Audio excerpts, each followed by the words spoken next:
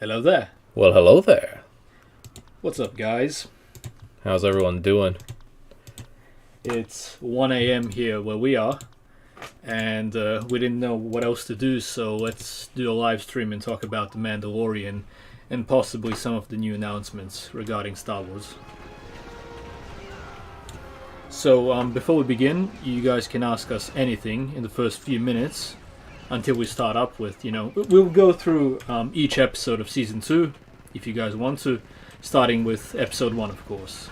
And also let us know if you want us to talk about spoilers or not. We're going to give a few warnings every time we say anything in order to not spoil it for you guys, so let us know in the chat, okay? Okay, let's see.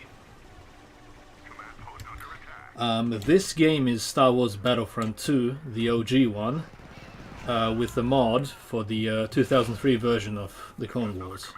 Battle of Coruscant, specifically this map. And as you can see, you have Fordo here as well. In his Phase 2 armor and the Yeah, it's a Phase 2 armor with the pauldron.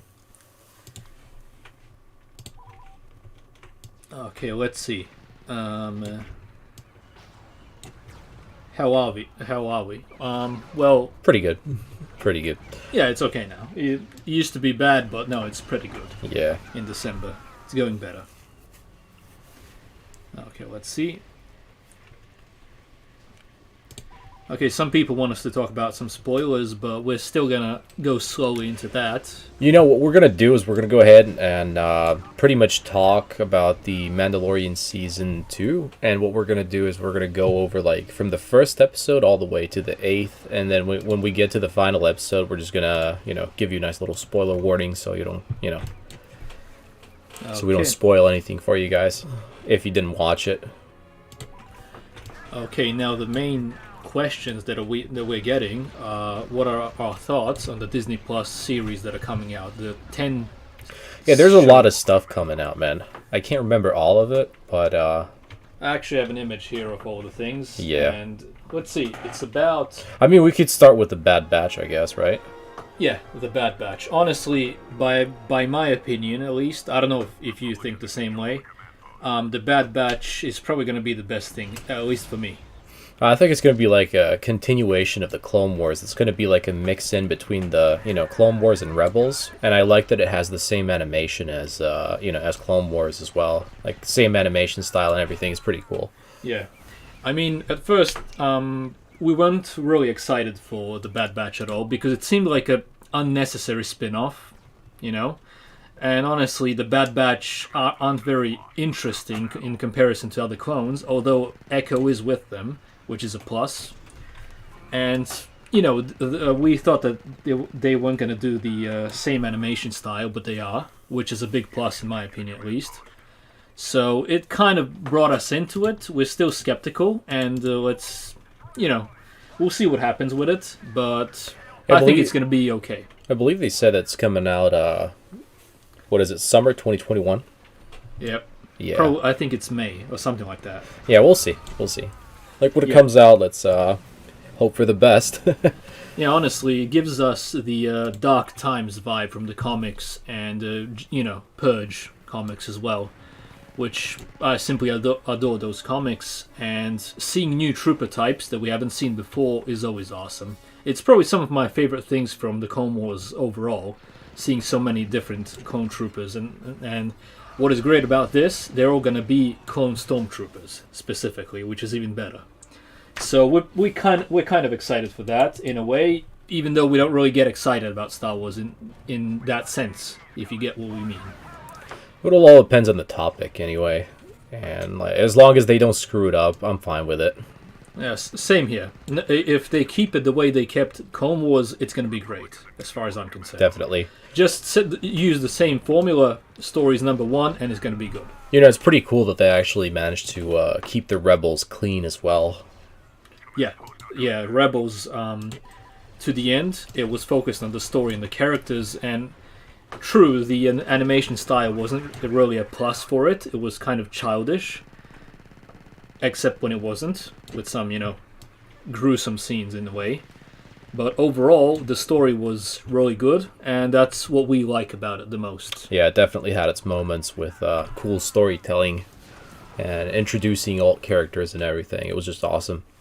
Yeah, so with that said, if they do the same thing with the Bad Batch, we're happy. Yeah, I don't have a problem with it as long as they keep it clean and without political crap. That's all we're asking for it. Definitely. Keep it without politics. Keep focus the on politics the story. out of Star Wars.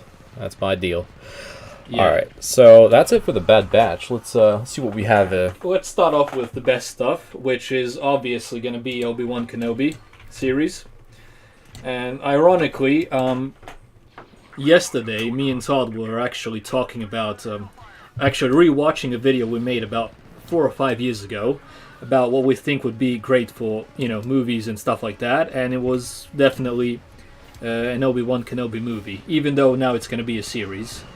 And in a way, our opinions have changed over the years. We're not really optimistic that much about Star Wars as we used to be.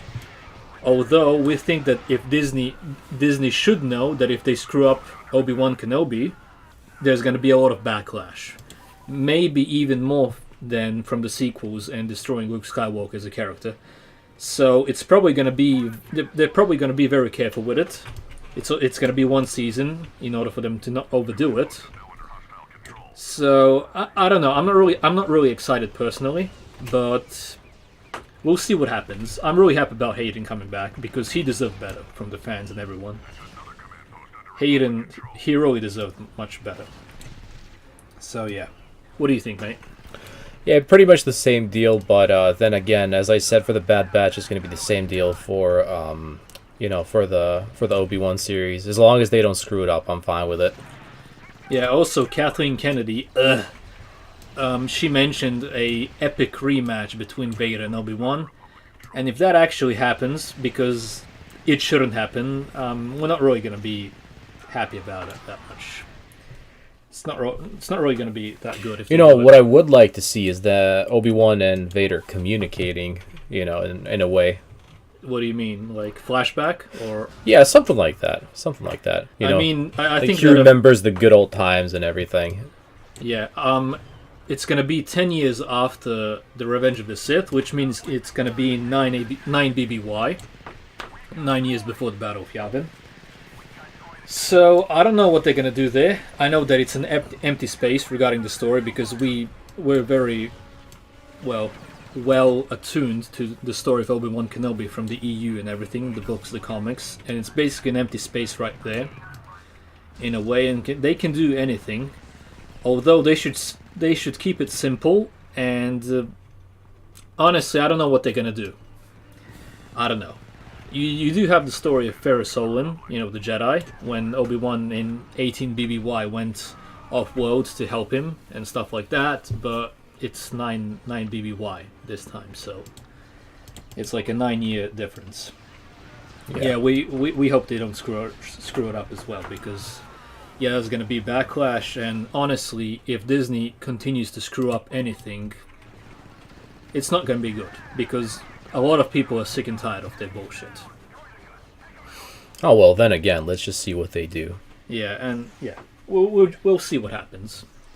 I hope it's good, but we're cautious regarding that. Yeah, just don't expect too much, but then again, when we do get something nice, it's pretty good. It's pretty nice. And yes, keeping the sequels out of the continuity is the best thing they can do for Star Wars right now. Especially for The Mandalorian in that case. Yeah, we said that in our review of Mandalorian Season 1, which got a lot of backlash because we didn't really think it was that interesting. Honestly, the whole season felt as a filler. And we disliked that. Well, that's for the first one, though. The second one is amazing, well, man. yeah, that's what I said, the first season. Yeah. It really felt like a filler, and we're not really fans of the first season because, I guess, like, in the first season, they didn't really have a direction, and, they were trying to figure that out. And right now in the second season, when they started bringing in old characters and everything, it's just awesome, the way it looks right now. After I finished watching everything, it was pretty cool. Yep. Okay, we have a donation from The Price is Right review. Thank you very much, mate.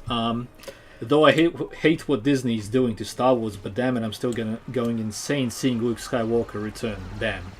I pray this will undo the sequels. Hopefully, man. Yeah.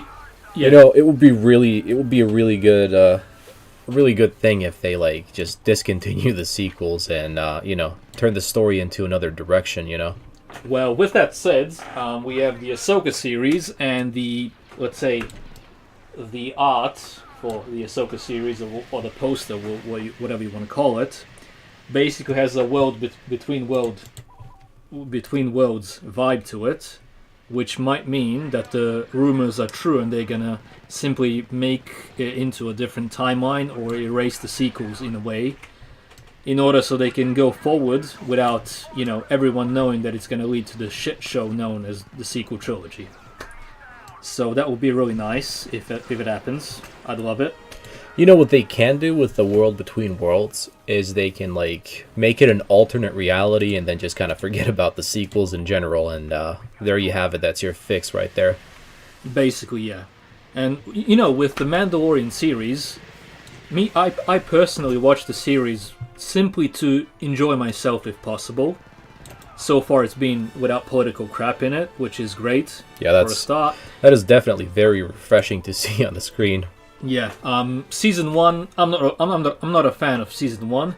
Season 2 was about 20 times better than season 1, by my opinion. Really enjoyed it for what it is. Has quite a few plot holes, but nonetheless, it's entertainment and it's what it should be in a way. And I've noticed that if The Mandalorian was in the EU continuity after the Return of the Jedi, despite our headcanon, I would be enjoying it much more. That's what I know personally. Because when I watch The Mandalorian knowing that it's canon and that it's coming up to the sequels, like 20 years later, the sequel trilogy happens, it's really destroying the story in a way when you just think about it. For example, seeing Luke Skywalker be Luke Skywalker and then knowing what's going to happen is really, I don't know, it just pisses me off in a way. Even though I don't care about post-Return of the Jedi stuff. It's killing the story, basically, and the excitement in a way. So, yeah. Okay, what do we have next? Yeah, we have that Ahsoka series. It's gonna be... Well, it's gonna be tied to The Mandalorian. In the same timeline. Like, she's probably gonna be looking for Ezra Bridger and Thrawn and stuff like that. Or who knows, maybe even Mandalorian Season 3 is going to have Thrawn as the main villain. That could be pretty cool, because after all, actually I'm not going to talk about it yet, but yeah, we'll get to that. Yeah. And one of the things that I don't really like about where Star Wars is heading is that they're trying to make it be as if it's Marvel or DC. You know, have 20 shows about it, have, 10 more movies. And it's really kind of cheapening what Star Wars is. It used to be an event when a movie comes out, or even a series for that matter. I remember the good old days when the Clone Wars was coming out and stuff like that. And it used to be an event, but it's feeling more like a superhero franchise, especially with that intro for The Mandalorian, if you guys know what we're talking about. With the helmets flashing and the music, it really feels like superhero music. And I know it's not up to me or anything, but I would have preferred it if they just kept it Star Wars and kept it special instead of making it cheap with 20 shows and 20 movies and whatever they're doing with it. If you guys get what we mean. But that's just me. You guys can enjoy it however you want. What do you think, mate? Yeah, well, definitely depends on the fans, and a lot of the fans have been looking for a lot of Star Wars, especially now that I think of it, there's a lack of Star Wars games when you look at it. Yeah, they should focus on the games more than they are focusing on TV shows and movies. So, because I think they got their deal in like 2012, and that's like 8 years, and they got like what 3 or 4 games, something like that. Barely 4. Yeah. If you can call it 4.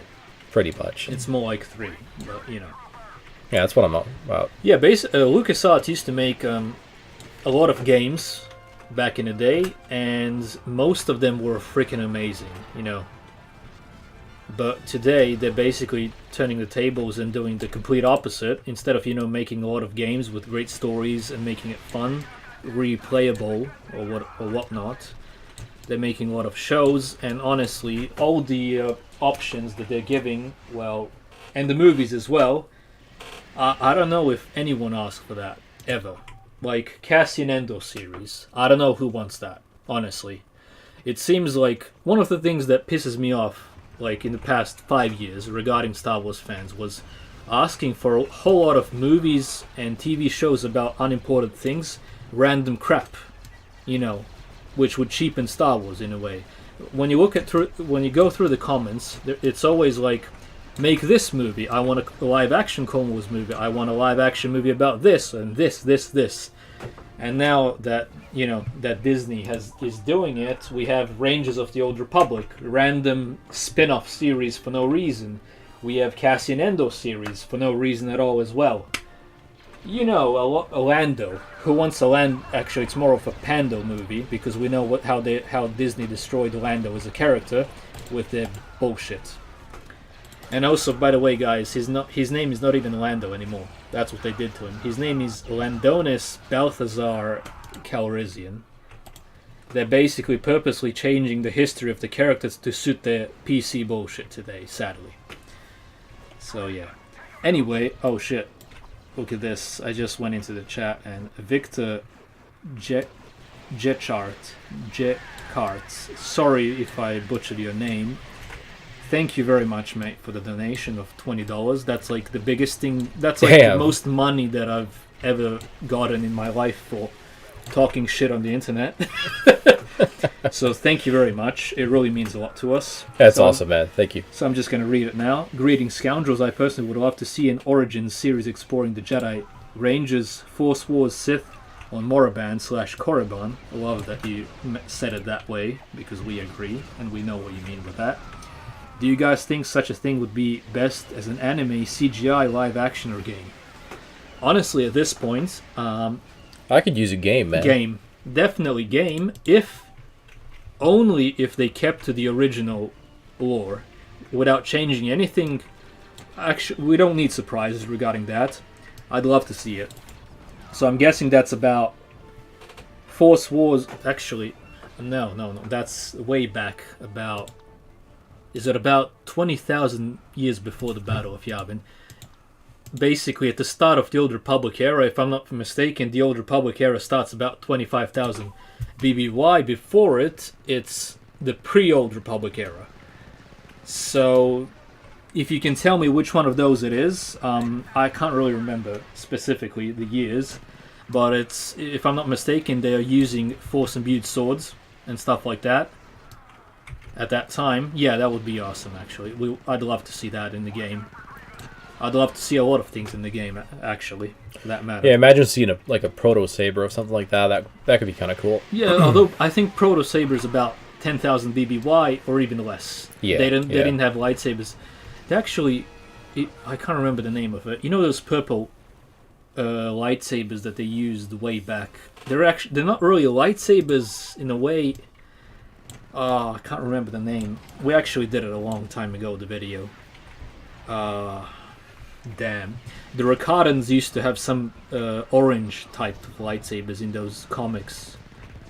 It's around the Force Wars as well. Damn, I can't remember. Sorry, mate. Yeah, definitely game. We have a lack of games regarding Star Wars, especially in the past 10 years. EA's been really slow and shit with it. Yeah, and one more thing, like a really cool thing about the gaming industry is they've got a lot of really good engines right now. You know, able to create a lot of interesting things. Definitely, it's definitely a huge shame when they have. Yeah, they're not so limited as they used to be with games. You know, now when they want to create something. Yeah, the worst part is that they have unlimited resources today, especially, and the technology has never been better regarding that stuff. Yet their ideas have never been less, uncreative as they are regarding that. Despite them having unlimited resources and they can make anything they want, so it's a huge shame regarding that, if you ask us. I don't know, guys. I simply wish that they listened to the fans, because if they did, I would gladly give my money to stuff that I want to see. And I'm guessing you guys will do the same. So, yeah, that's a shame. we remember the good old days when they used to, make Star Wars: The Old Republic, The Force Unleashed, all the good stuff, Battlefront, Jedi Academy, Knights of the Old Republic. Imagine that in today's graphics, and also with a team that made such an amazing story as they did with KOTOR 2 and 1 and stuff like that. Yeah, that would be awesome, definitely. Although But now that I sadly- think of it, KOTOR is pretty close to being actually released on next gen graphics, but they shut them down. So Yeah, payroll, if I'm correct. Yeah, that's even worse regarding Disney. A lot of people, what we've noticed is when something good comes out from Star Wars, like for example, imagine any episode from The Mandalorian season 2, seeing Boba Fett again. That's awesome. Well, I mean, it simply is. Despite it being in the new canon, it's good to see Boba in action nonetheless. And people immediately forget what Disney done, what they did in the past 5 years. They immediately forget about it and praise them. And the thing is, we think that if people do that a lot, they're simply gonna repeat history all over again. So yeah, I don't know where I was heading with this. I kind of forgot in the moment. then again, they need a lot more clean stuff, if you know what I mean, in order to redeem themselves. Yeah, without PC bullshit. Just keep it entertainment. Not only that, but just good storytelling in general. I mean, Yeah. The Mandalorian's heading in a really good way, or a really good direction, should I say. But we'll see where it goes. You never know. until Yeah, you see it. honestly, in season 2, episode 6, the red flag were the troop transporters from the Imperial Remnant, because they really look like the First Order ones. The shitty flying submarine, as we like to call it. Honestly, I hate that vehicle from the First Order, the flying submarine.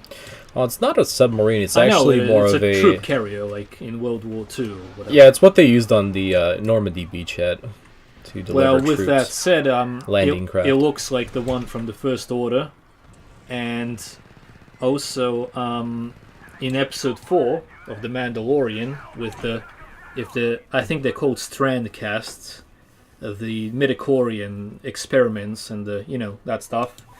Sadly, that stuff was introduced in The Rise of Soy Walker.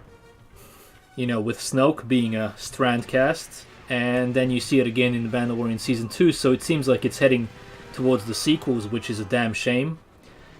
Only if the series was EU-based, along with the EU, it will be 10 times better, and I would be able to actually enjoy it much more, knowing that it has a bright future, that it's heading to something awesome in the story instead of the sequel trilogy.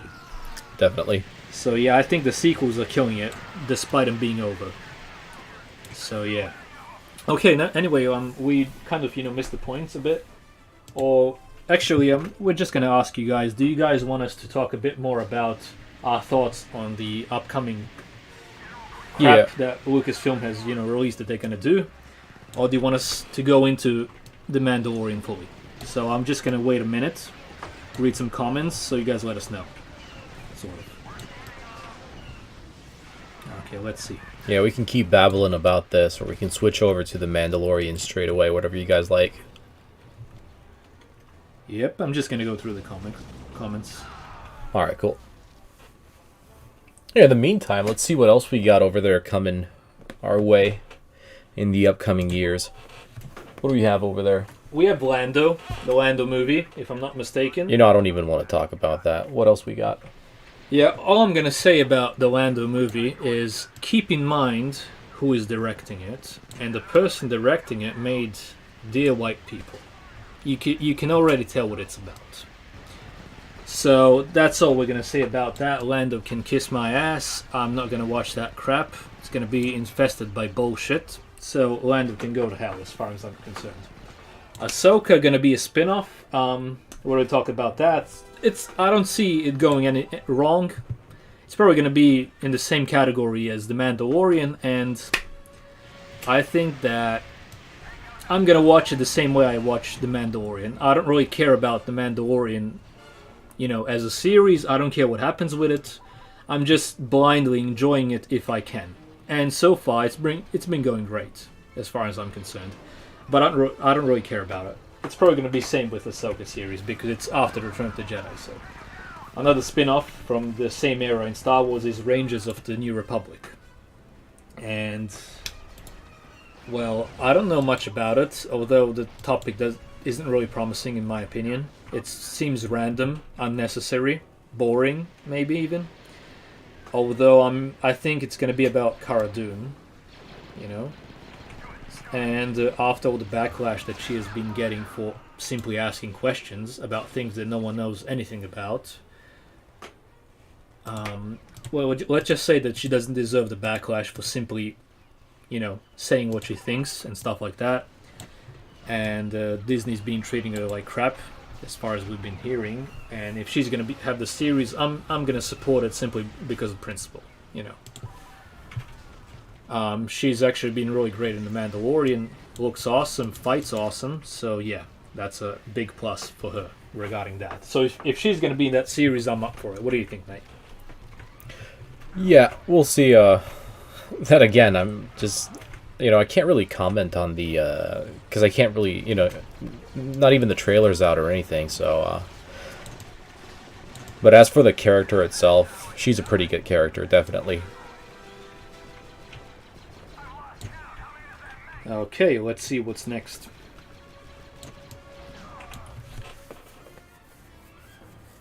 Oh, look. I've been going through the comments a bit, and my girlfriend's in the comments from a channel called Tale Leviosa. So if you guys want to check her out, she makes a lot of cool stuff, especially with Star Wars. You can. The link is in the description down below. And she's going to be doing a giveaway on some Lego from Harry Potter and even Star Wars that we've been, you know, preparing in a way. And also she's going to be doing some Lego videos as well. So if you want to check out my girlfriend's channel, it's called Tale Leviosa. It's in the links in the description below. It would mean a lot. Anyway, let's get back to the to Star Wars. Where were we, mate? Rangers of the New Republic. It's gonna be about Cara Dune and well, yeah. Okay, let's go to Cassian Andor series. Again, I think it's pointless. I don't know. You know, like we've seen a story end in Rogue One, and looks like they've got like a tradition of bringing back dead people and, you know, doing shows about them. So we'll see where that leads. Although, you know, I don't think it's going to be promising, and I think it's mainly going to be like side quests and him fighting for the rebellion, and that's about it. Yeah, Disney has a lot of unnecessary stuff coming out, I guess. Not only that, a lot of times they actually decide to make a movie or a TV show on some character that has been killed in the, you know, in the franchise. Like, for example, they killed Han Solo in The Force Awakens, and then they made the stupid decision to make a movie about him, knowing that he's already dead. You know, it's kind of stupid. And also bringing Darth Maul to the Solo movie, even though it's probably the most enjoyable part of the movie, is kind of pointless as well, because we see Darth Maul die in Star Wars Rebels. It was a perfect ending, honestly. And what's next? I mean, now we're getting Cassian Andor, a character we never really cared too much about, despite loving Rogue One, a Star Wars story. They killed him over there, now he's getting a series. And you know, it's not really productive for a character when you know his end. You know he's not going to die in the series, you know the stakes are low, so it's not really a good thing regarding that, and very unnecessary. You know, they could have made a Bo-Katan series, honestly, based on the EU. That would have been 10 times better, I think, at least. Okay, what's next? We have Rogue Squadron movie, if I'm correct. Is it gonna be a movie? Yeah, and I think you're gonna like it more than me. I don't know. I mean, that could have been a series. Yeah, they could have. A lot of people love the Rogue Squadron books, the X-Wing, the TIE Fighter games. I'm not really one of them. Not really too much of a fan of the, you know, spaceship flying and stuff like that. I usually like the, you know, Jedi clone stuff. You like to keep it close to the ground, huh? Yeah, basically. You're more of the type for that stuff. And, well, I don't really care about it, but the director made Wonder Woman, and she was really... She did it really well. I love the movie. And if I'm correct, her father was a pilot, and she has a really special connection to flying. And it's something I really respect from that point of view. I hope it, you know, keeps politics out of it. And if she loves what she says she loves, I think it's going to be an okay thing, an okay product. Not that I care about it, but I respect that someone capable is going to make it, which is a good idea. Better than most, honestly. Okay, what's next? Oh yeah, okay. Star Wars The Acolyte series based in the High Republic era. You want to start off, mate? Well, it's kind of a new thing they're doing, so, it's their thing, so... Honestly, I'm actually not going to watch that. I was kind of excited about the High Republic era at first. The concept was interesting about 200... Actually, at first it was 400 years before the Battle of Yavin, before episodes 1, 2, and 3. Then they moved it to 200, which is, I think, a bit too close. Yeah. But once they released the trailer for it, with their white chalkboard, and everything they wrote that they want to include, I don't have high hopes for the High Republic era. I'm not considering it canon. I'm just gonna ignore that it exists, because it's already woke trash. That's what they wanted to do with it. So wokeness can go to hell, as far as I'm concerned. I won't support anything with that crap in it. And at first, it sounded like a good idea, like a discount Old Republic, but something that they really can't screw up too much, except that they did with politics again. And making a series around that era, you know what to expect already with it. And not to mention, the director was an assistant to Harvey Weinstein, so she has some, pedophilia involved with it, and stuff like that. So that's not that's not really a good thing, So I'm kind of done with it already. I know what it's gonna be. So yeah, Acolyte can also go to hell as far as I'm concerned. Sadly, it could have been great. Actually, it sounds interesting when you hear Acolyte and whatnot, but yeah, she's working on it, and she has a history of that bullshit. So not good regarding that. I guess it's best to stick to books for that one. Yeah, definitely. The books that I'm not going to read or touch ever. I don't care about it. Although they have really interesting designs for the Jedi at that time with the golden robes and the lightsabers. Despite them being ineffective, not a smart idea, it looks good. You know what they say, a more civilized age. Yep.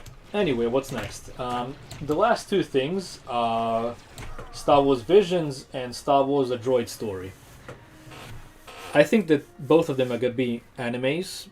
Some Japanese guys are going to make it. So, I don't know. It could be really interesting, could be good. I have no opinion on it yet. I'm simply going to be cautiously optimistic. I don't know. I'm not really that much of a fan of anime, but I know that they can make it really, really good. So we'll see. Who knows? Those two might even be the best things out of all of this. I don't know. What do you think, Matt? Yeah, I mean, anime's, well, it's definitely not my strongest, watching thing, but there are some pretty good shows out there, and this could be one of them, or two of them, should we say. So I guess it could look good, that's for sure. And, if the story's right, and if it looks right, I guess, it could be a pretty good thing. Definitely better than most of the things coming out anyway. Yeah. Oh, look, Victor's back again. Another donation. Thank you very much again, mate. You already given us more than we deserve, if I might say so. Definitely, man. $5 more. To be honest, I'm not really interested in any more Rebellion era material with how much Disney has been milking that time period. We've been saying that since The Force Awakens, basically, because everything, when The Force Awakens was coming out, everything was based about the original trilogy era, using original trilogy designs, copy-pasting storylines, and you know how it goes. And yeah, we were sick and tired of it. We felt that they were ignoring the prequels on purpose, because, they thought that everyone hated the prequels. Then they tried to copy the original trilogy, copied it to death, to the point where I'm sick of seeing a TIE Fighter and X-Wing, especially sick of seeing the Millennium Falcon. Yeah, that's what Disney did to Star Wars. Imagine being sick of seeing the Millennium Falcon and cringing at it. basically they made you have 5 Star Wars movies from Disney so far, 4 of which have the Millennium Falcon, TIE Fighters, and X-Wings. I mean, when's it going to be enough, honestly? So yeah, I completely agree. I wish that they don't touch the original trilogy era at all anymore because it's not interesting. It's overrated at this point. And it's over-milked as well. And I see that they're going to the prequels now with the Bad Batch, bringing back the Clone Wars for a final season. When they realized that their sequel trilogy made the prequels loved again. That's how bad they were. And regarding our opinion about the prequels, we love them as much as the original trilogy. They are simply George Lucas Star Wars. And it's awesome, if you ask us. So yeah, thank you very much, Victor, for another donation there. It really means a lot to us. Hope you're satisfied with the answer and the live stream. So yeah. What do you think, mate? Indeed, man. Thanks for the donation. Definitely means a lot. And hopefully they switch things up, and we see a new design, and not only TIE Fighters and X-Wings. Completely agree. Okay, I think we should start with The Mandalorian Season 2, with the first episode. And before we simply begin, some of you guys may know we did a video on Season 1. We weren't very impressed. Actually, I was quite bored watching it. And with that said, since the season was basically 90% of filler, when Episode 1 from Season 2 came out, it was there, ready to be watched, and I was like, simply doing anything else in order to just not watch it, if you get what I mean. I was editing a video, I was playing a game, I was, doing something with my Legos because I couldn't be bothered with watching it because I wasn't really excited about The Mandalorian at all. I didn't really care about it. The feeling still the same, even though I loved Season 2 for the most part, So basically my first experience regarding Season 2 was, I don't think I'm going to watch it today, maybe another time. Well, with that said, I think that Episode 1 was one of the best episodes of The Mandalorian so far. In the sense of it being, let's just say that it's the best episode that doesn't rely on pre-existing legacy characters. Because I think that the series overall doesn't have very compelling and interesting main characters, the main cast of it.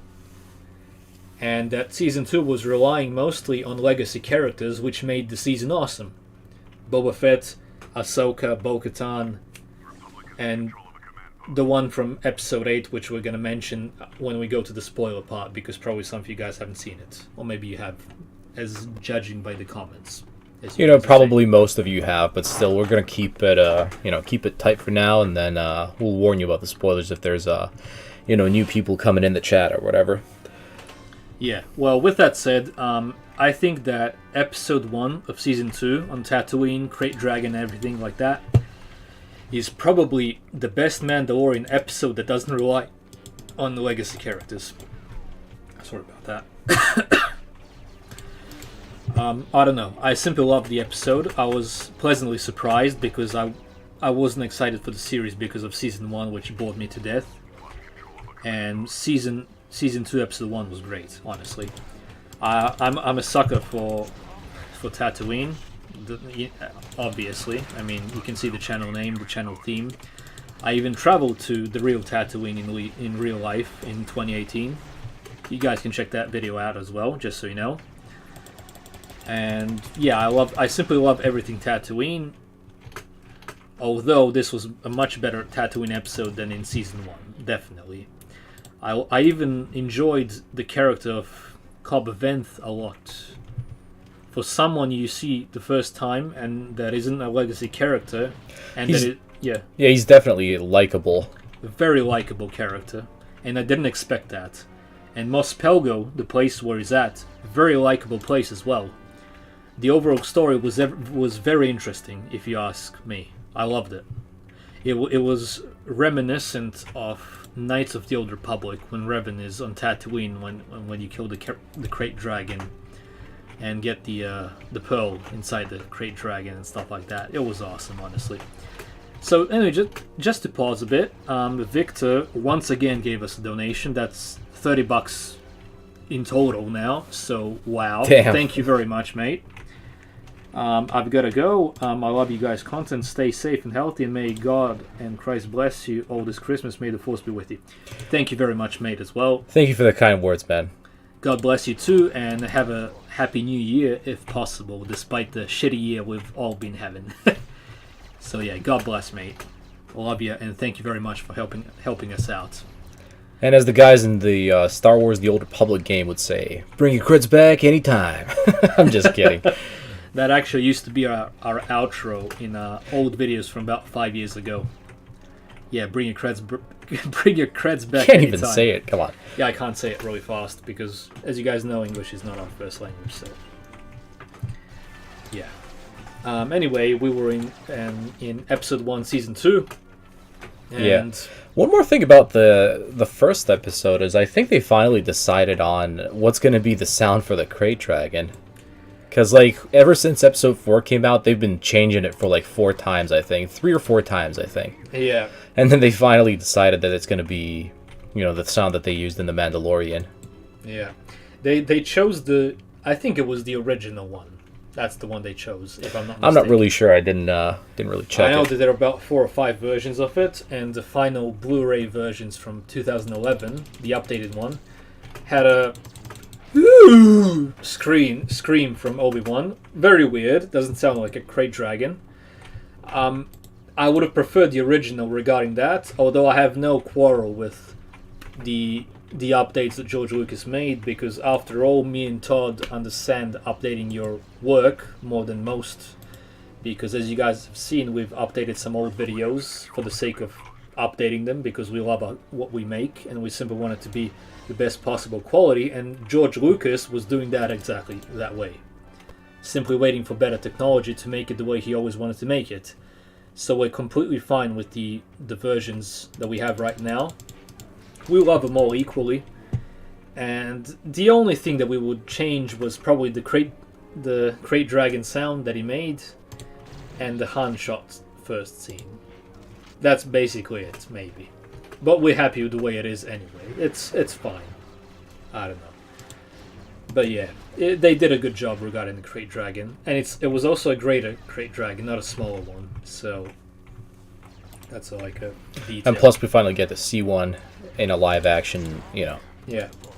One of the best things in the episode, well, for us specifically, is I have a lot more footage that I can use for our videos. Like, instead of using some images, now I can use an actual Krayt Dragon for some stories that we're going to make. For the Obi-Wan Kenobi updated video, we can use more Sand People footage instead of simply using images. So that's something we really look into when watching these things, because it's going to be a part of our content. So yeah, that's what we really like, and Cobb Bent is very, very likable. Loved seeing Boba Fett's armor, despite it not really fitting in with the EU anymore. You know, Season 2 can't really go with the EU that much like Season 1 can. Simply because of Boba Fett, you know. But nonetheless, amazing episode. My favorite regarding the standalone episodes without legacy characters. So yeah, I think that's about it regarding the episode. And one final thing. You know, guys, all those... what do you call them? Well, the articles? Yeah, the bullshit articles created by Screen Rant, by Looper, Vox, and all that crap. Let's just call it that way. Well, regarding them, we hate that they're trying to shit on what came before in order to promote what is new. Like, for example, we saw an article from them saying the Mandalorian finally fixed the Sand People that George Lucas made a mistake with. And we're like, what are you guys talking about? George Lucas created the Sand People, and you're saying that he made a mistake with them. And basically their entire argument regarding the Sand People was, they were very mistreated. they were very mistreated in a minority, and they need to be treated equally. And that was basically the reason why George Lucas screwed up. And there you have it, man. Representation. And all that bullshit that doesn't matter. And when you look at it that way, they can make the same argument for the Empire. Why did the rebels hate the Empire? You know, how are you going to have antagonists if you're going to talk about equality and all that crap in the galaxy far, far away called Star Wars? What are they talking about? If you go, I mean, they're out of their freaking minds. And the worst part is, it's always based on shitting on George Lucas for the sake of promoting current modern Disney. As far as I'm concerned, everything George Lucas did was better than anything Disney does. And they don't really have a say in the matter regarding that, because the creator created Star Wars, and you know, we wouldn't have anything without him. So honestly, all those bullshit articles can fuck off at this point. They can fuck off with their bullshit. All right, let's move on to the second episode, which kind of felt like a filler, to be honest. But then again, it's a good thing that it was the only filler in the entire season. Yeah,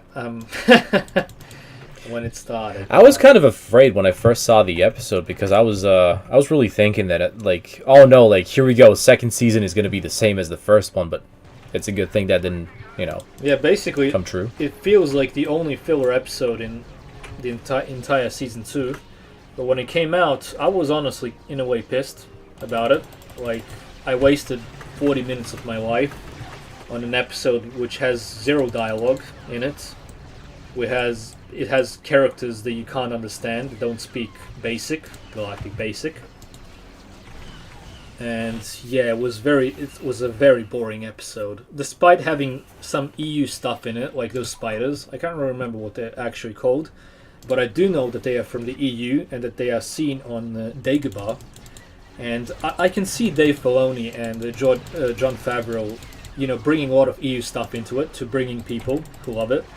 I really do appreciate that, despite it being Disney canon, and being cheap, and despite everything, all the shit that the EU has been going through over the years because of them shitting on the EU, Like how it has continuity errors, how it's bad storytelling, it's all a big mess. Canon's gonna do it better, it's all a lot of bullshit in the end. But I do appreciate that Dave Filoni and Jon Favreau are at least trying. But, out of 8 episodes in an entire season, you shouldn't really even have one filler, honestly. That's probably like the biggest miss in the entire season, by my opinion. Yeah, I guess if they doubled the episodes, it would be fine to have like 2 or 3 fillers, maybe 4 even. But, it would be fine, actually. But for 8 episodes, it kind of feels wasted. I don't know. Yeah, wasted. Then you have to wait 1 year for the next season. It's not like, we're not really waiting. I don't really care much, but for people who are actually excited about it, it's not really a good deal regarding that.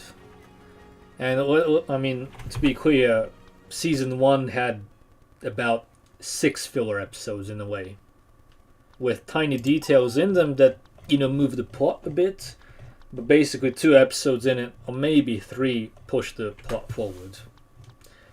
So, yeah, that's it on that. I don't know. Episode 2 from Season 2 was the worst in the entire season, by my opinion.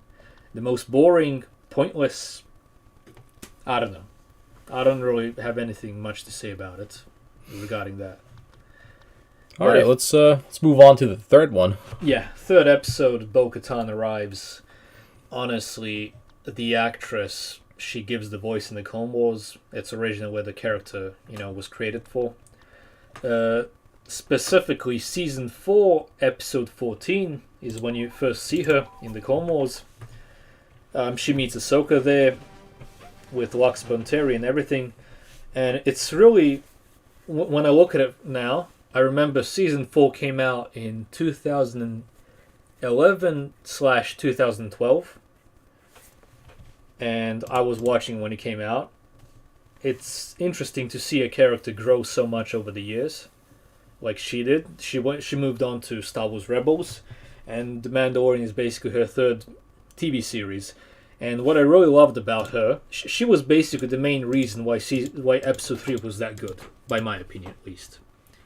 It's when things got interesting, and honestly, the sad part about it is things got interesting only because of legacy characters again. It's not because Din Djarin is an interesting character, or Baby Yoda or anything, or the main cast. Honestly, to me, they're very boring. Well, Baby Yoda is just there, so, you can't really blame it. But yeah, you can't really blame it on him. But he's just there, and Din Djarin is still not a character. He's just a guy in armor with... He basically, first episode of the series, he decides to not turn in the bounty. That's like his main character development in season 1. And in season 2, it's taking his helmet off. And yeah, that's Din Djarin for you. 2 seasons. Very little character development, so the legacy characters kept the season alive very much. And that's why it was that good. I don't know how many seasons they're planning to, to do with the Mandalorian. That's what I'm on about. Like, if they're planning to do, 10 seasons, then it's okay. But if they're planning to do, 5 or 4 or whatever, then it's kind of, they could use a bit more character development. Especially the main character of the story.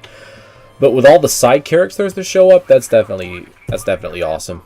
Especially if they're legacy ones, and that's the entire point. The legacy characters are the reason season 1 was amazing. And Bo-Katan, it's really interesting that an actress who was simply giving a voice for a character, in the end ended up playing her in live action, and she looks like her. She looks awesome. She really fits the role. Yeah, it's more than I expected from her. Very well done. The armor and everything. Oh yeah, when we when we talking about her armor, remember that tweet about Anita Sarkeesian about her bitching about boob armor. Why female Mandalorians have boob armor, despite not realizing that women have a bigger chest than men. Oh, but she's a feminist, so logic and biology does eludes her. Well, maybe she's flat, right? Yeah, she's completely flat. And actually, her mind's flat, which is more accurate. So yeah, it's just unbelievable bullshit. What I mean? And then then you also have the Baby Yoda eating the eggs dilemma. Oh, if it's a genocide or not? Genocide. Yeah, I remember that. Yeah. These people are out of their freaking minds with this bullshit, honestly. Oh, well. And you know what? In a way, Disney deserves it. I don't support that bitching and the cancel culture crap regarding tiny things in fiction that no one cares about. No normal person, at least. But Disney deserves to get what they're getting with these types of fans. They wanted to pander to assholes, to SJWs, and to these retards. They wanted to pander to them regarding the franchise, instead of pandering to actual fans who wanted to see Luke Skywalker in action and stuff like that. And now they're getting what they deserved with the SJWs. They're never going to be happy. They're still bitching, and they're going to continue to bitch whatever they do, no matter how much they pander to them. And that's what it's never going to end. They're getting what they deserved, despite it being complete and utter nonsense. Instead of simply pandering to us and you guys who love Star Wars and want to see a good story and good characters, and that's basically it. That's what they're going to get. So yeah, episode 3 was really, starting to get much better. Very enjoyable episode. Yeah, as they say, things started heating up. Yeah. But, only because of Bo-Katan. I don't know what else happened there. I can't really remember right now. Had those 2 other Mandalorians. So yeah, we'll come back to that later. Anyway, let's go to episode 4. Damn, my voice is gone, basically, how much I'm talking about. Keep it going. Okay, yeah, Charlie, feminism is no brain. Is what?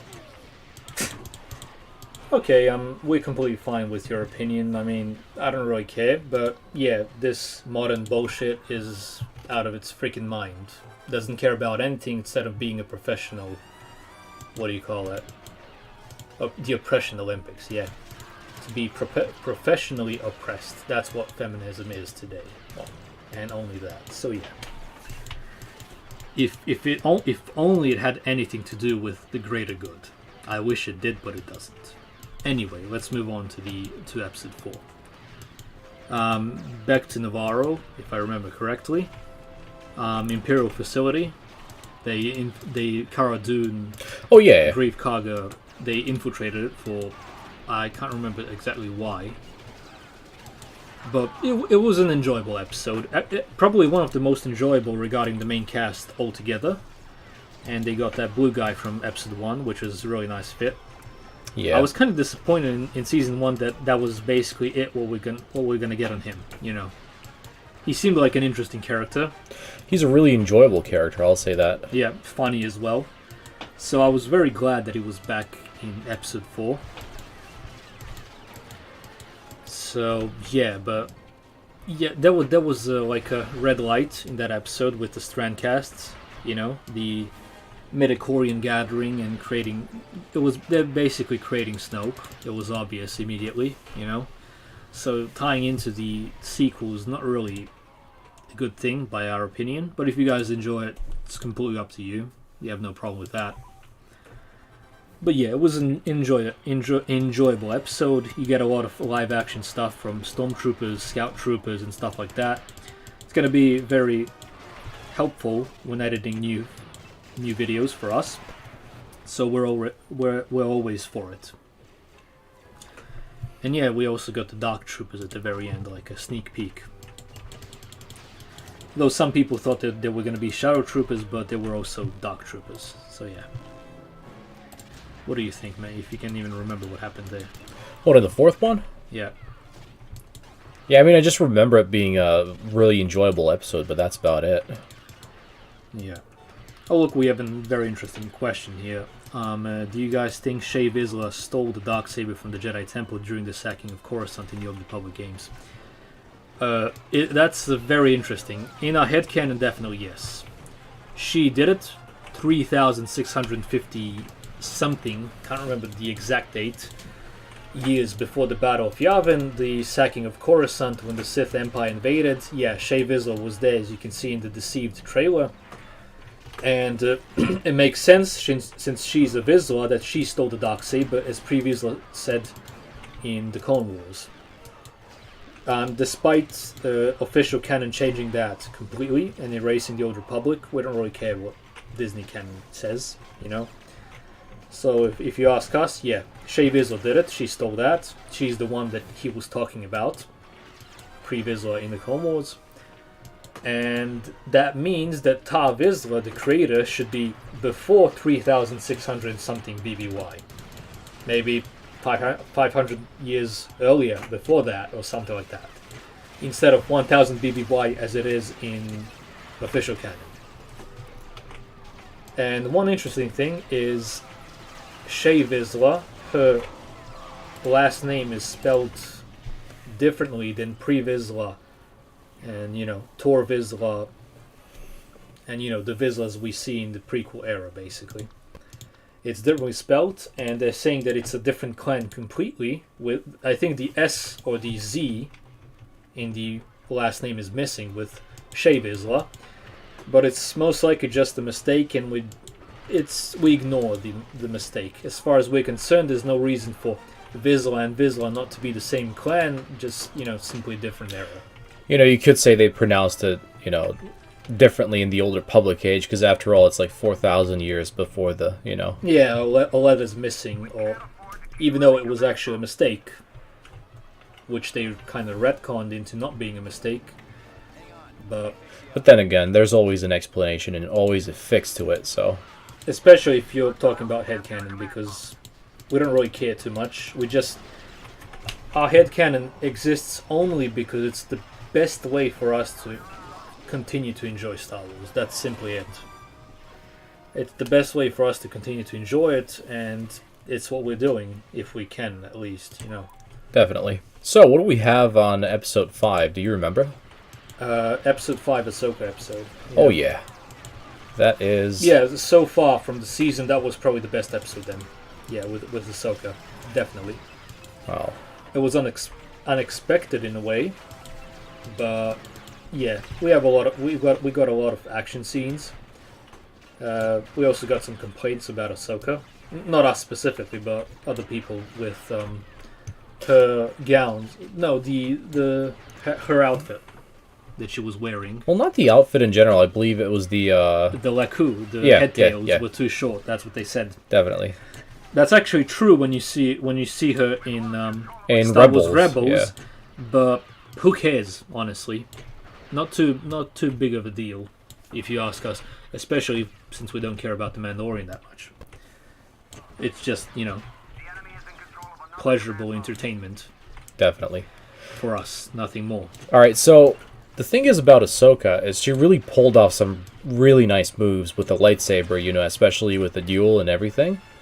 But one thing I have, would you say an objection about, is about the face expressions that she makes when she uses the lightsaber. Because she feels like Palpatine when she's doing it in live TV, and it's a totally different expression in the Clone Wars or in the Rebels series. Yeah, she basically... It's kind of it's not fitting the character properly, but then again, that's just me. I guess I just noticed that, but... Yeah, she made too many faces when she was in the duel, similar to Palpatine, with the teeth sticking out. Too many Sith faces. Yeah, and in the other series, she was kind of having a... What would you call it? One with the Force moment. Her face was... She was calm in battle. Yeah, she was calm, and despite Halle Berry doing a very good job of her, she made a lot of those faces. But it's basically just a nitpick, nothing too much. Not that we care, honestly. But that's what we noticed with that. Otherwise, the CGI was great. Oh, shit. Couldn't stand up. Damn. Dead leg. Shit. It's the same deal you get when you're sitting on the shitter for too long. Yeah. Yeah, the episode was really fun. Finally, we didn't get another desert planet or an ice planet or something like that. Well, you could say that for the for the Bo-Katan episode as well, because we got to see what was it, Mon Calamari? It was actually no. It was just some planet. Can't remember the name, but it had Mon Calamari, Quora, and all those fish people. Fish people. Yeah, from Pirates of the Caribbean. Yeah, fish people. Why did you decide to call them non-fish people? From Pirates. Davy Jones and stuff like that. Yeah, I mean, it was an interesting environment. It looked like it was basically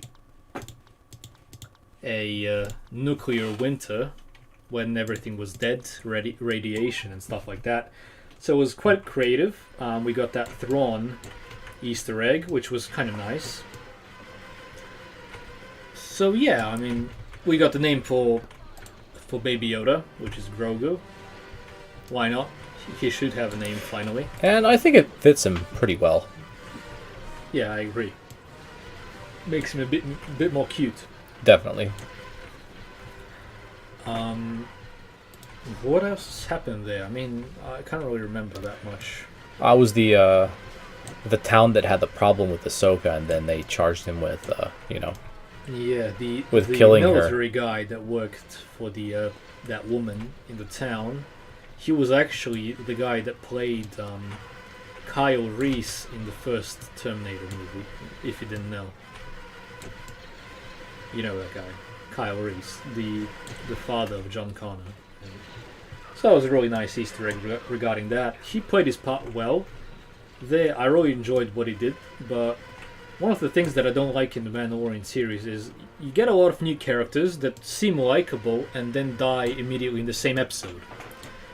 Which I would prefer to see them again, maybe later sometime, not at least, Yeah, not in the episode that follows it, but definitely later on. Yeah, you know that guy from Season 1, Episode 5 on Tatooine, who worked with Din Djarin, with the speeders and stuff like that, and in the end, basically, Din Djarin kills him. I wasn't really liking that he killed him, because I would have preferred to see him again sometimes, Although we have Fennec, she actually survived in that episode. Boba Fett helped her. So that's kind of a plus, but there are a lot of other characters that would have been good to be seen again, you know? I mean, the series relies too much, honestly, on the legacy characters, and it's the only reason why the series was that good in Season 2. So they could have made a lot of new characters that didn't have to be killed off immediately, if you ask me. So yeah, I would have preferred this guy from Episode 5, Season 2 to, you know, stay alive, come back maybe. You know, who knows what you can do. So yeah. Okay, do you want to move to Episode 6, which was damn awesome? Oh yeah. Yeah, Episode 6 was a very nice surprise. You know, it's funny though. Like after Bo-Katan appeared in what's it called, in Episode 3. After that, the episode just keep getting better and better, which is pretty cool. Yeah, it wasn't very expected, honestly, because I thought that after Episode 3 it was going to be a filler again, because after seeing Season 1 I was expecting more than half the season to be based on fillers. Well, anyway, they're traveling to Tython, and when we're on the topic of Tython, if you guys have played Star Wars The Old Republic MMORPG game, you start off with a Jedi Consort or a Jedi Guardian there on Tython, the ancient, you know, homeworld of the Jedi, in a way. And it's a very rocky terrain. You have a lot of valleys, canyons, you know, cliffs, a lot of awesome nature, and of course, Jedi temples all over, shrines and stuff like that, Force caves. Honestly, Tython is amazing in the expanded universe, especially in the MMORPG game. The thing is, like, when I was watching Tython and The Mandalorian, it kind of felt like it was a discount Tython. You know?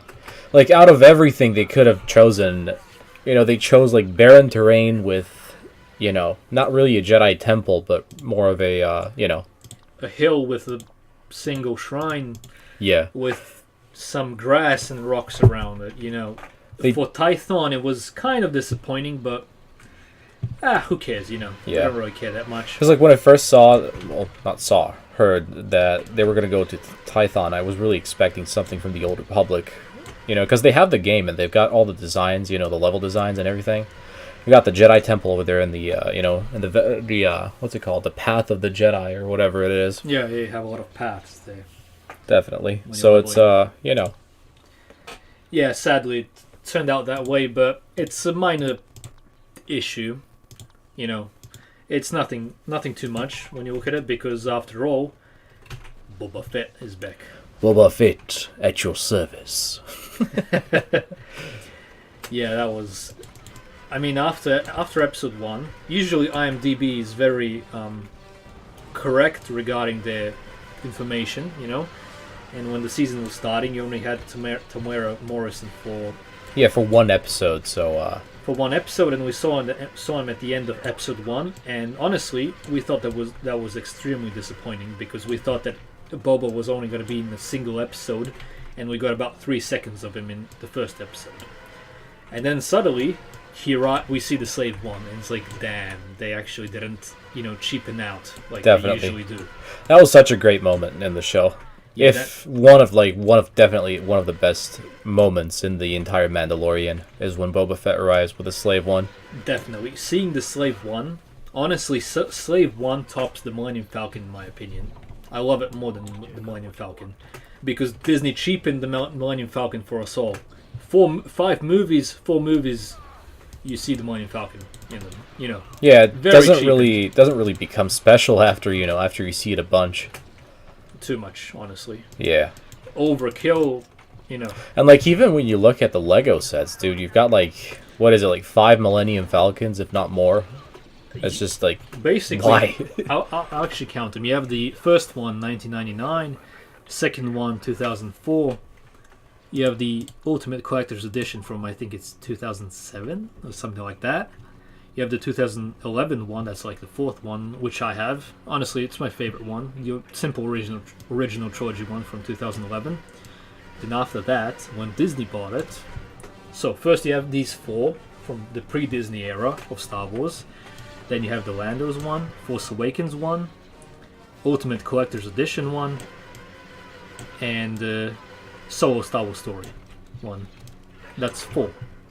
4 more in only like 5 years, basically. So it's a huge overkill regarding the Millennium Falcons, and nothing special. They cheapened it completely. You know, when we saw the Force Awakens trailer, it was something special when you saw the Millennium Falcon. You actually felt something. But now when I see it, it's simply, again, you know, sadly. Oh, well, for some Star Wars fans, it just kind of never gets old, as I've noticed. Yeah, I think it's low standards regarding that, honestly, because if you have low standards, you're not going to get something spectacular ever, because Disney's just going to give you what you want, and if you don't want something special, you're going to get crap, and we're all going to get crap. And they don't really care. They're interested in money, and I think that all of us should have higher standards regarding Star Wars, because it would serve us well, instead of settling for the barest minimum, you know. So yeah, with that said, when Boba Fett arrived, when he got his armor, honestly the best scenes in the Mandalorian series overall. Despite seeing Ahsoka in live action, despite Bo-Katan, Boba Fett was... I loved it. Yeah, just hearing his voice is just awesome. Yeah, getting Tamara Morrison back again. After that, we immediately wanted to watch the original, the Battlefront 2 cutscenes for the campaign. When the 501st Journal with Tamara Morrison. Nothing like the simulations on Camino. It was absolutely amazing, yeah. I love his voice. They made him look a bit fat when it was Boba Fett. When he gets He's not fat, he's just thick. I mean, yeah, true, but for some reason they made him look fat when he puts on the armor, despite it being one of the best scenes ever with him. And in the Mandalorian series, he basically shamed Din Djarin fully. Oh yeah, there's a Darksaber pre-visual. Yeah, I forgot about that. Yeah. You're gonna die. I know. Yeah. So Boba Fett was, honestly, if you ask me, the best thing in the Mandalorian series. Boba Fett and the Slave One. That's what I enjoyed the most. Talking about the Slave One, though, episode 7. Oh yeah, yeah. But let's just talk about the Razor Crest being destroyed. I mean, since the Slave One came, I really didn't care at all. Honestly, I'm like, even better. Now we're gonna see the Slave One more after, you know, episode 6 ended. Superb, you know. Now we're gonna have the Slave One for at least 2 more episodes, which can't be a bad thing, because it's, you know, they've really been holding back on the awesome stuff in the series for quite a while, and then you're getting some of the best things like the Slave One and, of course, the seismic charges. The seismic charges were one of the best things like ever there, honestly. I loved it. What about you? Yeah, it's one of those things where you're just like, you can't hear pictures. Yeah. And also, this time you actually see it in the how it works in the atmosphere. Yeah, the blast is kind of smaller than it is in, what's it called, in episode 2. Well, not even the blast. It's basically the sound is not that loud, because in space you shouldn't have sound, and then you have the seismic charge explosion. You know, it's like very silent, and then at once it explodes. But in the atmosphere, it makes sense that it's a bit, you know. Oh, I didn't know the previs could defend here. Yeah, just right click and then he goes. He's not even a Jedi, but he can defend. Nice. Well, they got to make him defend somehow, you know. Yeah. Anyway, let's move on to episode 7, the you know, almost second to last episode in the season, and just give me a second, bugged a bit. Oh, you can force sprint with the lightsaber as well. Yeah, similarly to Obi-Wan in the game. It's basically like a cover mod for Kenobi, or Anakin, actually. Yeah, well. It's like a reskin for, yeah. Anyway, we have episode 7. A lot of people called it a filler episode, and it, in a way, it is. But for some reason, because you have a lot of characters in the episode, about 5 Yep, yeah, you have about 5 characters, and they brought back the what do they call them? I can't really remember. Yeah, I can't remember the sharpshooter. Yeah, I can't Bill remember Burr the name. plays him. The red pill guy. Bill Burr plays him. Honestly, he did an awesome job with that character. He was really enjoyable in season 1 as well, despite us not really liking season 1 that much. And I was really glad to see him back here in season 2. He played a big part in the episode. It felt like a filler, but one of the best things in it is they introduced new trooper types. We love to see new trooper types because, the Imperial Army, Stormtrooper, Corps, whatever, it's huge. You have a lot of troopers that we've never seen, and when they expand on those things, like for example, you have the Juggernaut pilots, that's the actual official name of them, the dark green ones, basically recolor version of the hover tank pilots from Rogue One: A Star Wars Story with, simply different driving another version, subversion maybe, of the Juggernaut tanks from the Clone Wars, of course. Or the Imperial hover tanks that we see in Rogue One: A Star Wars Story. I don't know, seeing shore troopers again, regular stormtroopers, and these new variants for the tropical planet they were on was really refreshing and not boring at all. It's not like you have the Mandalorian only walking, like the main thing that it was doing in season 1, which is why it was mainly boring for us. So yeah, I love that episode. Really enjoyed it for a filler episode, as they call it, and it didn't feel like a filler, which is a really good. And of course, seismic charges as well. Yeah, what else happened there? Yeah, Din Djarin took off his helmet. Oh yeah, there's a huge plot hole there. That Imperial station, whatever it is, that control panel, whatever. It doesn't make too much sense that it only needs a random face for it to work, instead of having face recognition. You'd expect that a panel that is asking for a face needs an actual face that's Imperial, that it has face recognition. Instead, you can have any moron come up, simply scan his face, and it's going to give him all the Empire secrets. It's kind of stupid. It doesn't make sense. But I'm willing to simply ignore it because I don't care about the series, but I love to enjoy it for what it is. Then again, though, we could get an explanation. Maybe he's ex-Imperial or something like that. Din Djarin. Maybe. You never know. Doubt it. Honestly, really doubt that. I don't know. And honestly, his character development of simply taking off the helmet seemed kind of petty. I know that he's indoctrinated to never take it off by his cult, Mandalorian cult that he's in. But I don't know. It's just, I mean, he did it for Grogu, which is kind of a big deal for him. But that's basically all the character development that he got in the season. He actually did something that he was never going to do for someone that he cared about. But still, the control panel should be, having face recognition since it's asking for a face. Otherwise, you'd have anyone come up, infiltrate the facility, pretend to be a stormtrooper, and get anything they need. Yeah, but then again, I guess it was just like that point in the series or in the season where they said like, "Hey, this is the part where he has to remove his helmet in the episode. So how are we gonna do it?" Maybe Pedro Pascal simply wanted to, I heard the rumors that he was gonna, get that he stormed off the set because his face was not, seen. That it pissed him off. Maybe they did it because of him. I don't know, or maybe they didn't. Who knows? Although, yeah, he made some really ugly comments, Pedro, sadly. Hollywood and their bullshit.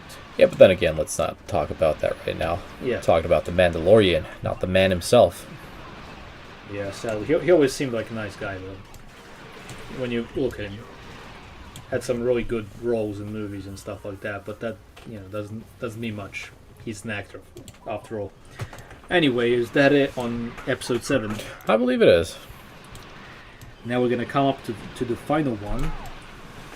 Episode 8, we watched it today. Alright, just before we start this, just so you know, guys, spoiler warning. For anybody that didn't watch it, just go ahead and close the stream now if you don't want it spoiled. Yeah, it'll be for the best, basically. So, if you guys are ready, we're just going to start in about 10 seconds with an immediate spoiler. Okay, 5, 4, 3, 2, 1. Most of you guys already probably know this, seen the memes and stuff like that, seen the bullshit articles, and tons of videos on YouTube, people spamming, yeah, Luke Skywalker's back. And yeah, that's really refreshing. Definitely. I believe it was one of the most refreshing things I've seen in a while, especially with green lightsaber. Yeah, green lightsaber was really underused in the past 5 years. I mean, we had 5 Star Wars movies, and you only saw the green lightsaber in flashbacks in the sequel trilogy for about 10 seconds. Yeah, the thing is, I don't know why they make such a big deal out of a green lightsaber. I don't know why they simply refuse to use it so much in the sequel trilogy. Because honestly, my first thoughts when they said that they were going to bring the cast back for Force Awakens was, yeah, you're going to see Luke Skywalker with his green lightsaber from the Return of the Jedi. That was the first thing. And honestly, I don't know anyone who didn't think that. Unless they're pretending or lying right now, you know, that they didn't expect to see Luke with that. But we didn't. We only saw a flashback of him being Jake Skywalker, which really sucked. So, yeah, with that said, really nice seeing Luke Skywalker. Really nice seeing the Dark Troopers as well. Yeah, Phase 3 Dark Troopers, they're basically a mix of the expanded universe Phase 2 Dark Trooper look and size, mixed with the capabilities of the Phase 3 Dark Trooper, which can fly. And yeah, that's basically what it is. We just kind of mix it into our headcanon with the existing Dark Troopers from, you know, Dark Forces and the Bo-Katan stories, because why not? You can have, it's Moff Gideon's Imperial Remnant, after all. He can have his own Dark Trooper variants based on Rama Mock's Dark Troopers from the Dark Forces game in 1 ABY regarding the overall story, you know. So yeah, and basically those Dark Troopers might have even existed for years, you know. The Phase 3 Gideon versions. So yeah, why not? We're actually going to do a video on all the trooper types that came out that were seen in the Mandalorian Season 1 and 2, because we love covering a lot of trooper videos. So yeah, you guys are going to see everything there is to know about all the trooper types that have been in the Mandalorian, including the Phase 3 Dark Troopers. So yeah, very nice seeing them. Yeah. They're probably one of the most powerful Dark Troopers by far, and the only ones we saw on screen. So yeah, it's a nice treat, honestly, for the EU fans especially. Us, of course. Definitely. What else happened in the episode? We saw a lightsaber duel again, although this time with a dark saber, and honestly, this one looked better than Ahsoka's, by my opinion at least. Yeah, there were definitely some nice moves over there. Yeah, really fun watching. Nice that. effects to it too, though. Yeah, I actually thought that the darksaber was going to cut the Mandalorian iron spear, aka Beskar spear, because it was really getting what do you call it? It was getting hot.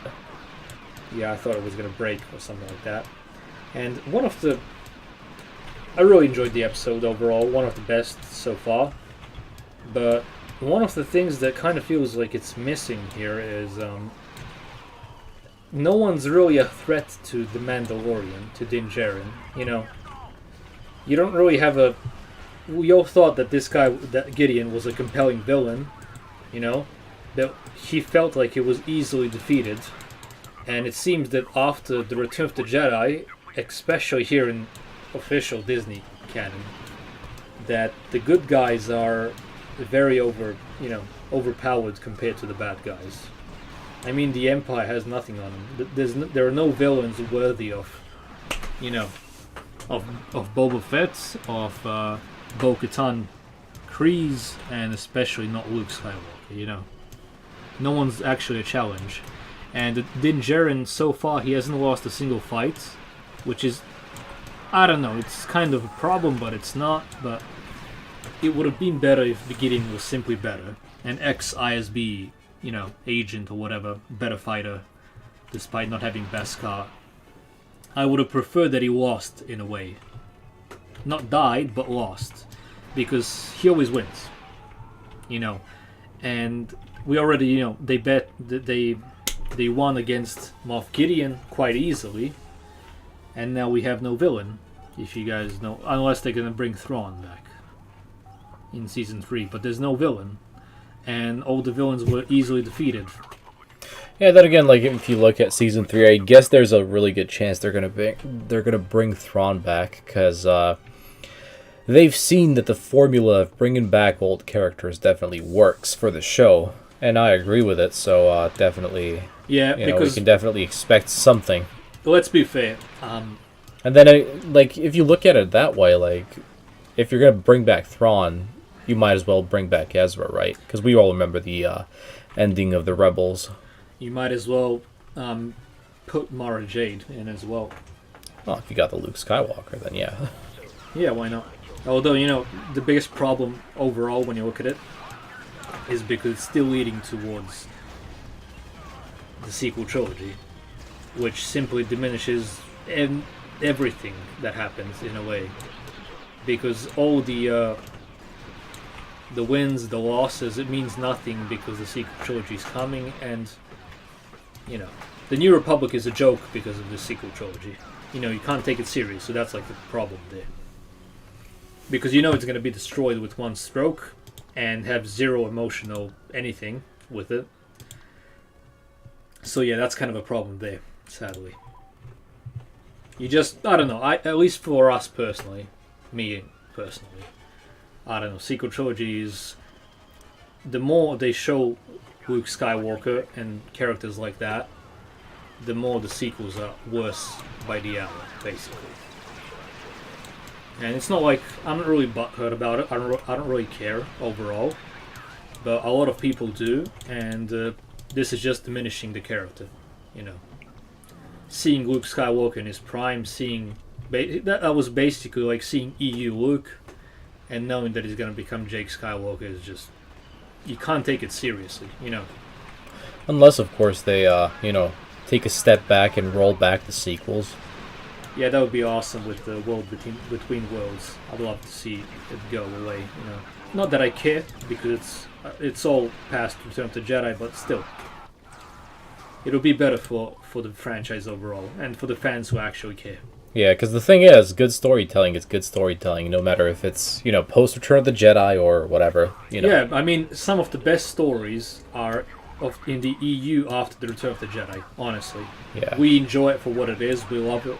It's interesting what happened, after. The thing is, not considering something canon is a different thing than, just... enjoying something.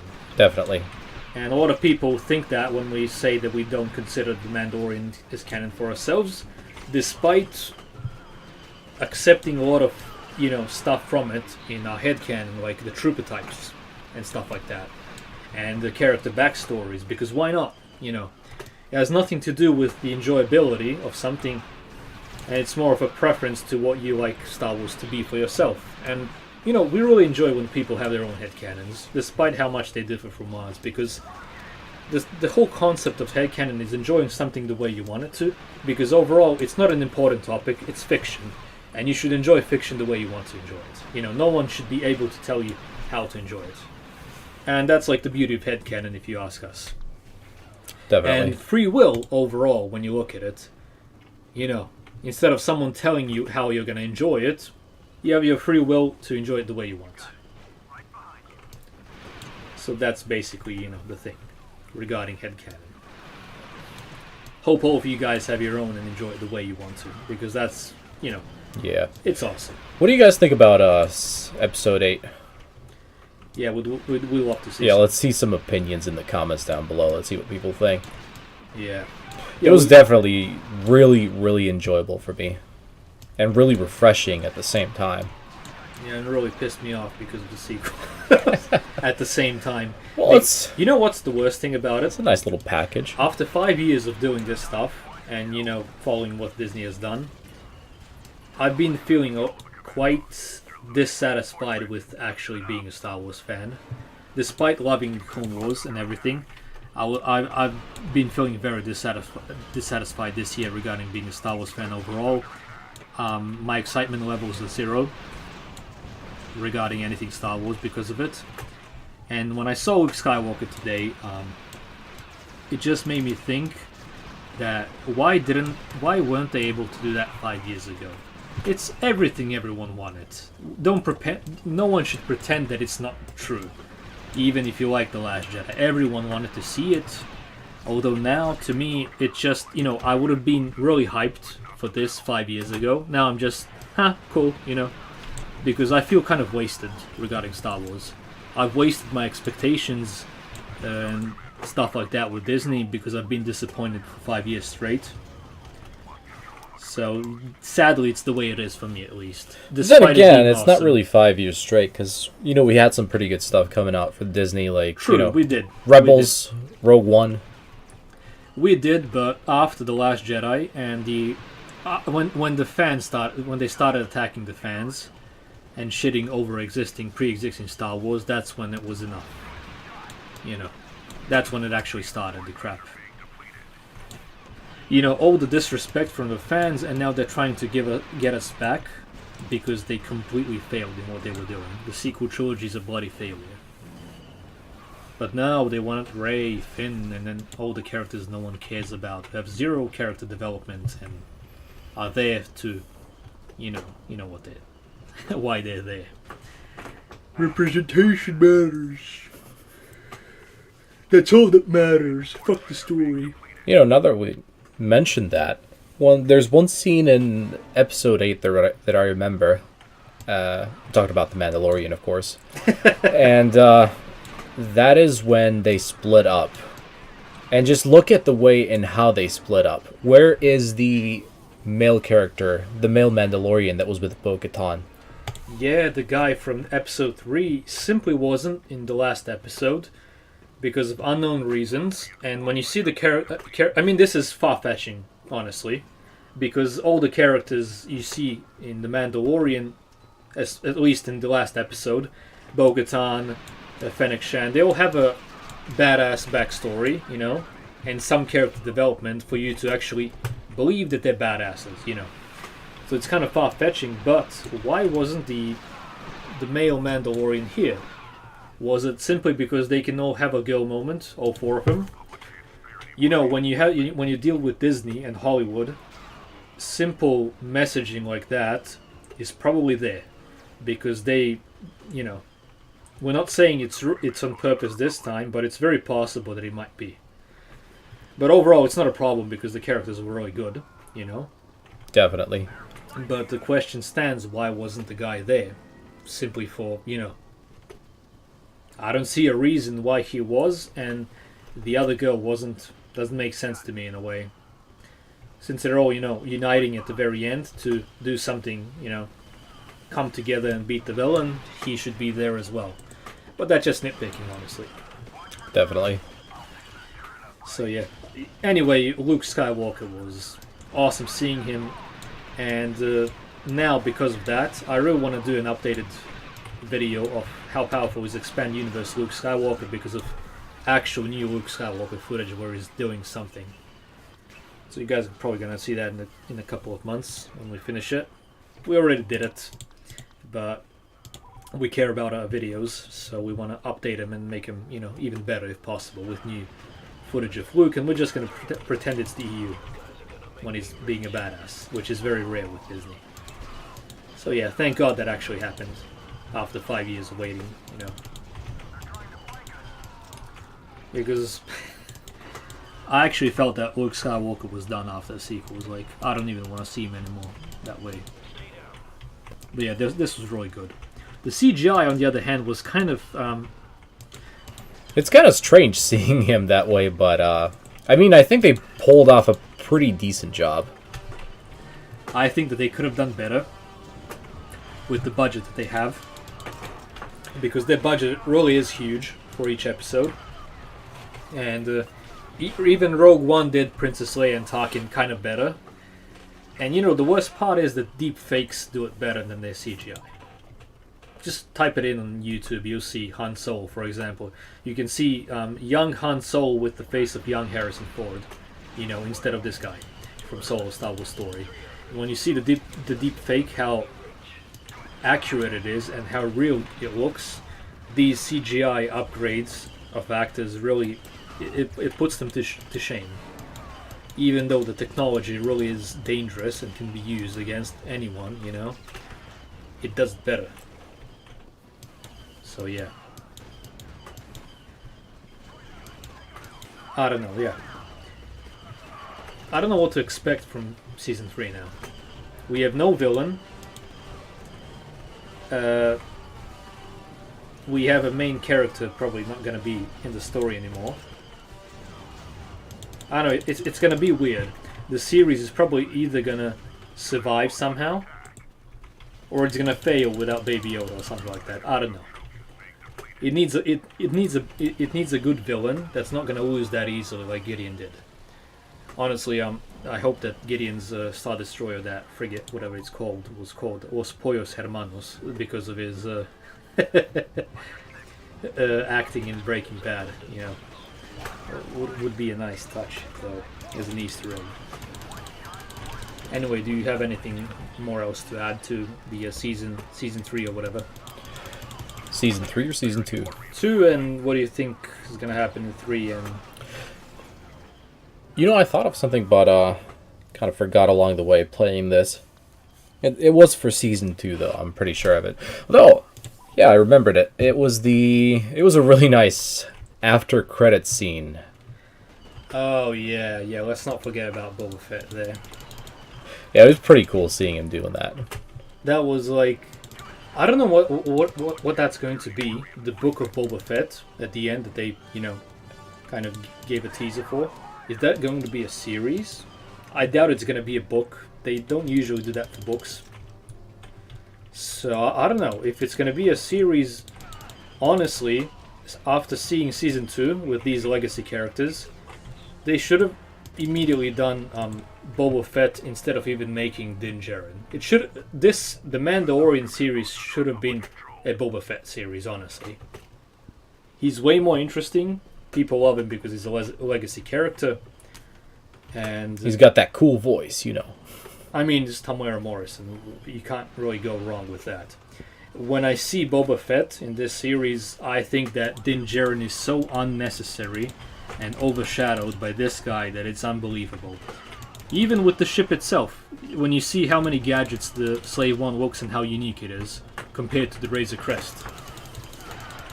I mean, they tried to do something new, but still. Boba Fett would have been a way better series than The Mandalorian, simply. Definitely. And then you could have had another character be Din Djarin, you know, like a side character. Yeah, that would have been maybe better. Pretty much what Boba Fett is right now to Din Djarin, just the other way around, you know. And just let the series focus on Boba Fett. And let it start by how he escaped the Sarlacc, and then, you know, how he gets his armor back and all that good stuff. Yeah, with that said, it doesn't really make that much sense that he lost his armor. Why would he lose his armor when he got out of the Sarlacc? Doesn't make too much sense, in my opinion. And the thing is, he, like, in the episode where he retrieves his armor, he says that he knew that his armor was on the guy in the Cobb vent. Yeah. That basically means that he knew where the armor was for 5 years, because The Mandalorian is 5 years after the Return of the Jedi. And why would he wait? Why wouldn't he simply get the armor? You know, it's kind of a plot hole, I think, that they never thought about. Because it's Boba Fett, he could have easily gotten back his armor there. Since he's an awesome fighter, as we saw in the series, and overall we know he's a badass simply because he has a T-visor and looks cool. Yeah, the way Disney works. But yeah, it doesn't really make that much sense, honestly, regarding that. If he knew that Cobb Vanth had his armor for 5 years, or how long, whatever, why did we have to have Din Djarin get it, and then Boba, go after Din Djarin? Doesn't make sense. You know what they say, just another plot hole in the galaxy. Yeah, basically, Din Djarin has like the best plot armor. Someone made a video, I think it was Warmaster, about how Din Djarin's Beskar deflected everything, every blaster. And the answer is pretty simple, it's plot armor. It's not Beskar armor, it's plot armor, because other Mandalorians, in other series, they take a hit and they die, or something like that. They maybe take a few hits, but Din Djarin takes them all, even the lightsaber hits, which is kind of ironic in a way. So yeah, it's basically plot armor. I don't know. Oh yeah. Do you have something to add about the second season as well? Yeah, if Grogu became a part of Luke's Jedi Order and Kylo Ren killed them all, does that mean that he killed Grogu too? Probably now, because everyone likes Grogu. They're probably going to have to retcon that in a way that Grogu somehow survived. Definitely that's going to happen. You know what, they're going to have to retcon the entire sequel era, so... I wish that they would, but if they're not, they're probably going to make Grogu survive. But overall, when you look at it, it's kind of stupid, because you see Luke Skywalker working on the new Jedi Order, and you already know how it's going to end. It's not really a surprise, it's just disappointing, because it leads to nothing in the end. But then again, they could be preparing new terrain, I actually hope that they simply ignore the sequel trilogy. It's going to be best for the series, and they can do a lot of other cooler stuff that actually has a point. It's not only going to be best for the series, it's going to be best for the entire saga, so... Yeah, and generally people liking the series, because once they start, connecting it to the First Order and stuff like that, the sequels, yeah, people are not going to like it at all. So far there are two Easter eggs, the troop transporters and the midichlorian crap, and that ties it to the sequels, but it's still not too late to stop. What do you think about the fight that occurred between Boba Fett and the other Mandalorian woman?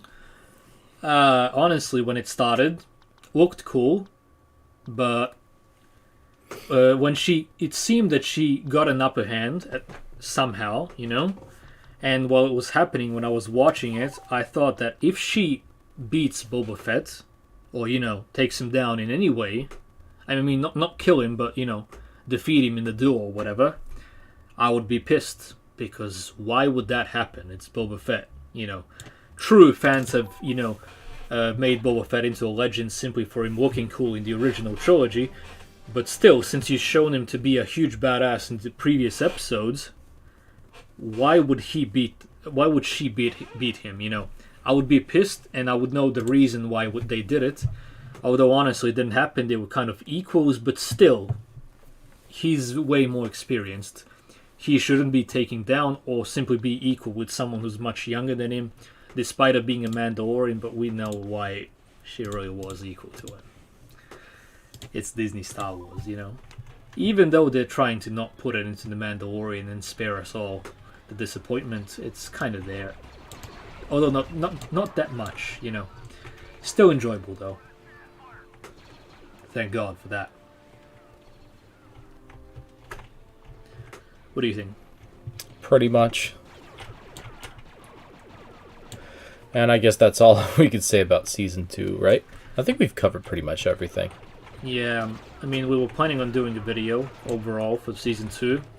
Yeah, we will, at some point. Honestly, this could be the video, just post the whole live stream, because there's a lot, and we're not really intending to talk too much about every single detail that we did here in the video, because it will take us about 3 months to edit it.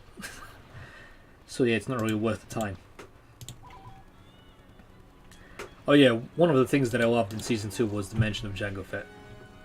And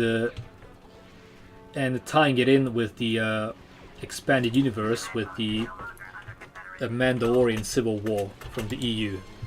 From the Open Seasons comic book, where you learn about Jango Fett's past. I love that they mentioned that, and vaguely, gave us information that he became a foundling, in a way, because Jaster Mereel, the Mandalore of the true Mandalorians at the time, brought him in when his parents were killed by Death Watch, aka Tor Vizsla, a ancestor of sorts to Pre Vizsla, even though both of them were alive at the time. So that was really cool Easter egg. I really love that. It was very visible that Dave Filoni did that, because he knows the EU quite a lot, and wanted to give, you know, hardcore fans an Easter egg for the Mandalorian Civil War from around 50 years before the Battle of Yavin. 58, I think it started then, and went on to about 52 or 50, I'm not really sure. So yeah, I really love that mention of Jango Fett being a Mandalorian. And plus they finally cleaned that up, yeah. Yeah, finally. So yeah, that was really nice. Anyway, guys, I think that's about it on Season 2. Pretty much, And man. everything- I think we've covered pretty much just about everything. So, Yeah, and you want to call it a night? yeah, I think it's enough, and it's about 3 a.m. here in Serbia. So yeah, that's about it there. Yeah, that's about it, man. Alright, guys, I hope you enjoyed the live stream, and, We're gonna leave it up so everyone can watch it if they want to. yeah, definitely. Just so you know, because we're really happy how this turned out. Doesn't go that way all the time. Yeah, So- usually it's some technical errors or whatever. It's just like something has to go wrong. That's the deal, always. Yep. So yeah. Anyway, guys, this is it on the live stream. Thank you all for watching. Thank you guys for the donations. It really means a lot. We've had quite a bit of a hard time this year regarding everything, including revenue and stuff like that. And it's very helpful. And thank you guys very much. Definitely. Thank you guys for motivating us to work more on our videos, because we really want to make the best possible content that we can on topics that we love and that we enjoy, and hopefully you guys do too. So yeah, if you guys want to support us, we have all the links in the description here below. Discord, other channel, Facebook page, and now I'm really gonna even start doing stuff on Instagram from my Legos and replicas and stuff like that you might enjoy. So yeah, we're not going anywhere, and we're gonna try to fix everything that we can so that you guys can simply enjoy it if you at all enjoy our content. So yeah, that's about it. So we'll see you guys in another video, and God bless you. God bless you indeed. Thank you guys for watching. Have a good one.